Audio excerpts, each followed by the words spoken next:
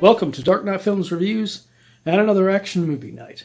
Tonight, I will be reviewing Cobra Kai Season 5, released in 2022 on Netflix. Starring Ralph Macchio, William Zabka, Courtney Henggeler, Xolo Meriduena, Tanner Buchanan, Mary Mouser, Payton List, Martin Kove, Thomas Ian Griffith, Yuji Okumoto, Jacob Bertrand, Dallas Dupree Young, Anya O'Brien, Sean Kanan, and Alicia Hannah Kim. Now, this season of Cobra Kai was much anticipated prior to its arrival, and for the most part, it did not disappoint me. I really liked the fact that Terry Silver, Thomas Ian Griffith, which was one of my favorite characters from the Karate Kid series, and I really enjoyed the way they did him in Season 4. I liked how he was turned into the main villain of this season. And the fact that Kreese, being in prison all this time throughout this season, is looking like he's being given an arc where he is going to be set to redeem himself. Of course, we all know Kreese, and that's most likely never going to happen. But the rest of the characters in this season, Ralph Macchio is given some pretty good stuff this season, although I did not like the outcome of this season, with his character being the one to bring down Thomas Ian Griffith. Because I've never thought that Daniel was in the same league as Terry Silver. And early in this movie, you are seeing him being able to take on people that are better, in my opinion, than LaRusso as a character, such as Johnny Lawrence and Chosen. So, him being able to defeat him in the end of this season, it really left a bad taste in my mouth there, because I just did not buy it. I did not buy it at all. Thomas Ian Griffith was portrayed as this strong villain, and I could have pictured it being, where Johnny and Daniel eventually team up, and it's 2 against 1, and they are able to get the upper hand, sort of like a Star Wars Phantom Menace kind of a fight here. And eventually the two fighters overcome the badassery that is Terry Silver. But that doesn't happen, and he takes him on one-on-one and is able to defeat him. Some of the other characters, unfortunately, suffer in this film. Although Payton List's Tori Nichols excels, she is one of the big standouts this season. Jacob Bertrand's Hawk and Anya O'Brien's Devin Lee really are not given much to do this season. And that's a shame, because I like both of those characters, and I loved what they did with them in Season 4.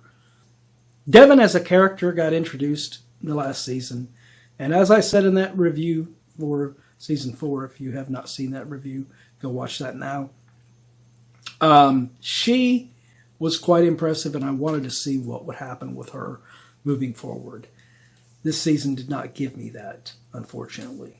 Sean Kanan returns as Mike Barnes and is not really given much to do.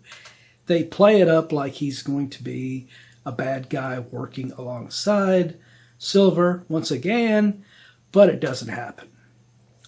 Thankfully. They do pull a curveball on us, and it eventually has him teaming up with them for the finale, but to me, he seemed weak in this season. And quite frankly, I never really think Mike Barnes was that strong of a character in the film he was in Karate Kid 3. A lot of people really liked that character and thought he was a great villain. I did not. Yeah, he is completely wasted in this season, in my opinion.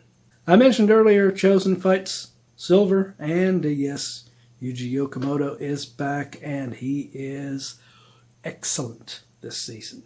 He is one of the major standouts next to Thomasy and Griffith. Had this season ended a little bit better with Silver, I would say that this might have been the best season ever for this series.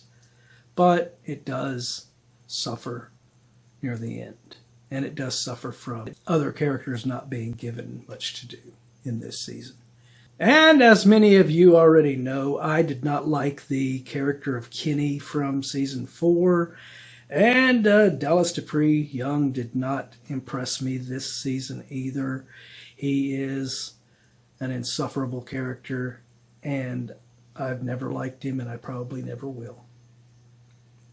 So, my final review of Cobra Kai Season 5. I am going to give this season a 8.6 out of 10. As I said, some of the characters not getting the proper screen time and the proper time to develop kind of hurts this season. And like I said, the ending with Silver was weak, unfortunately. But what do you guys think of this season? Do you agree with my review?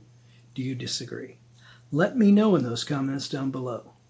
And as usual, if you enjoyed this video, do not forget to like, share, and subscribe. And don't forget to click that bell icon so you can be notified about future videos just like this one. And while you're by the subscribe button, click that join button and become a Dark Knight fan.